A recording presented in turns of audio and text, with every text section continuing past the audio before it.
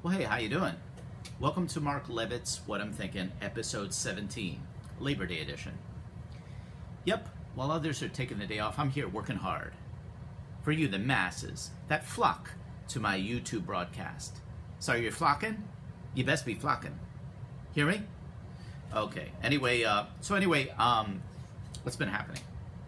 Well, recently I was watching the film Face Off with John Travolta and Nick Cage. So I'm watching this movie, and it occurs to me, now these guys, they swapped faces and voices, right?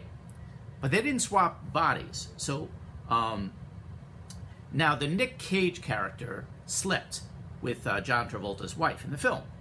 At least that's what they would have us believe, right? They slept together on at least one occasion. But now, wouldn't it stand to reason that the wife would have noticed that her husband was working with different equipment down there, that there may have been a size differential or perhaps a change in freckle distribution? Don't you think that would have raised a red flag? Now, that was a plot hole that was never investigated. Now, an average wife would have seen that there was a disparity. She would have, I don't know, asked a few questions. You know, what's the deal here? What's the deal with your dick? I mean, some questions it would have needed to have been answered, right? To have been asked and answered, right? Am I right? Am I right? I think I'm right here, okay? Anyway, this week in People magazine, now Jane Fonda apparently decided it was time to come clean and weigh in on the time she had really disappointing sex with Marlon Brando. Like, the world was clamoring for that information. Now, she admitted that the sex with Brando was disappointing, and she also said that she regretted that she didn't sleep with singer Marvin Gaye. Now, thing is, I know I speak for all men out there when I ask the question, now why don't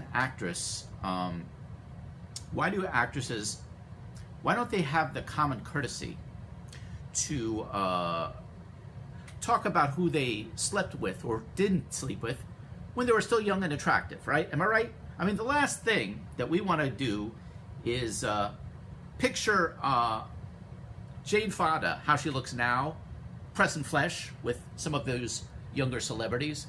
I mean, that sets up a really unappetizing image, doesn't it? So anyway, it's really disgusting, and I thought it was in bad taste that she's going to talk about how bad Brando was in bed when the man is dead and not able to defend himself.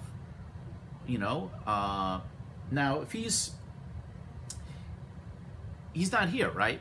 But see, that would be the thing. Now, if I were in charge of things, I would allow older dead actors to come back to life whenever their lovemaking skills were being impugned. So Marlon Brando could come back to life, you know, refute all of her claims, or at the very least demand a sexual rematch, right? You could try again, see how it works. And as far as Marvin Gaye is concerned, I'd like Jane Fonda to know here now that he fully intends to come back alive with the sole purpose of tapping Jane Fonda's ass. I also read online an article that said that back in the day, actor John Stamos tried to get the Olsen twins fired off the show Full House. He tried to do that because he said that they were apparently, quote, whiny and difficult to work with.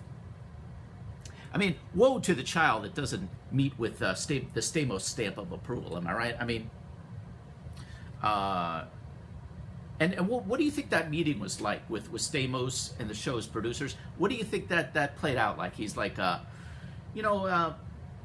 these 5-year-olds are not professional, man. They're just not, you know? I mean, look at that Buffy chick on Family Affair. Now that girl wants to work.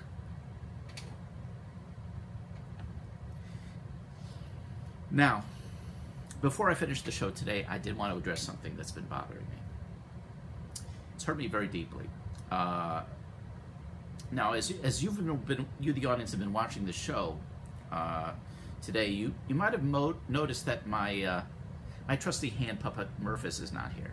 Well, thing is, Murphys is not on the program because, frankly, he and I are embroiled in a very messy legal dispute over the trademark name What I'm Thinking, my YouTube show's name. I believe Murphys is being unreasonable and, frankly, a tool. So I said to Murphys, "Look, Murphys, can't we settle this? You know, can't we just meet in a room together, just us, no attorneys present? You know, just hash things out like reasonable men." And you know what he said to me? You know what he said? "I said I would no longer squander my considerable gifts on an untalented hump like you, Mark. Yes!" Murphys, you came! You're here! I'm so glad, ladies and gentlemen. This has been a huge weight off my shoulders. I can't tell you how happy I am that we've been reconciled. I'm so glad that you're here, Murphys. I want you to know that all is forgiven. I'm really, really sorry. Yeah? Well. Mark? This is a notice to appear in a California and a New York municipal court.